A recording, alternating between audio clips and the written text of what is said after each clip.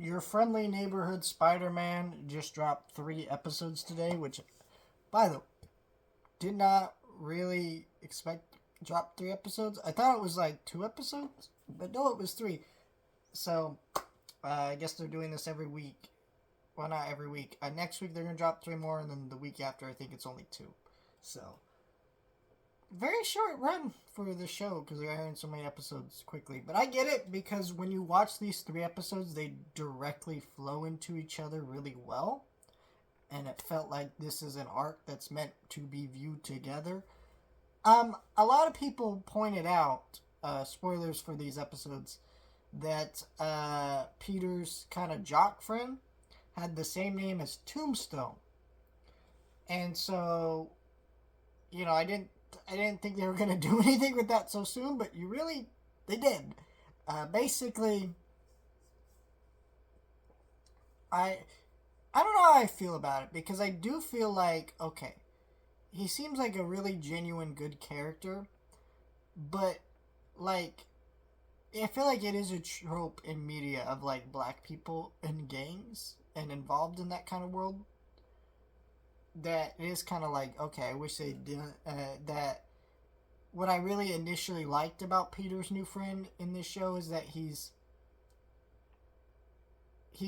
not the typical jock type character, but now he kind of is a different stereotype for his own race, which is kind of funny. I don't know. He's still a good character. I'm interested to see what goes down. But basically, in the first episode, you see Norman and Peter. They're kind of meeting, and they're talking about how he's Spider-Man. And Peter sees how Aunt May's struggling, so he decides to continue with the Oscorp internship and let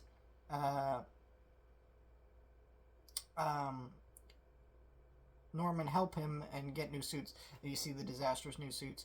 Out of this part of the episodes, I really didn't care for those. I thought, okay, like, number one, that storyline felt like, okay, this is probably meant so they could sell kids' toys for this show. These new suits are also really goofy and just plain bad and not really, like, felt very annoying. But, then you get to meet Harry Osborn in these episodes, and kind of their dynamic. Also, apparently Peter saved Harry Osborn off screen, or something like that. That's pretty cool. But I like all that stuff. And then you get our main jock's subplot in these episodes, which is that he finds out his brother is involved in a gang, and so he agrees to team up with this gang just to get his younger brother out of it and protect him. And initially he's against it, but he's kind of grooving with it. And I think there's 2 ways this storyline's obviously going to go, which is that he's clearly having money problems just like Peter. His family's probably struggling budget-wise. I think that they are going to happen to have major problems with that. And so he's probably going to resort to stealing money or to help pay bills, whatever it is. And then Peter's probably going to end up having to stop this gang at some point and realize, oh, it's my jock buddy. And both of them are probably going to realize each other's secret identities or whatever it is. Like I said, I don't know how I feel about this storyline just because it is such a trope.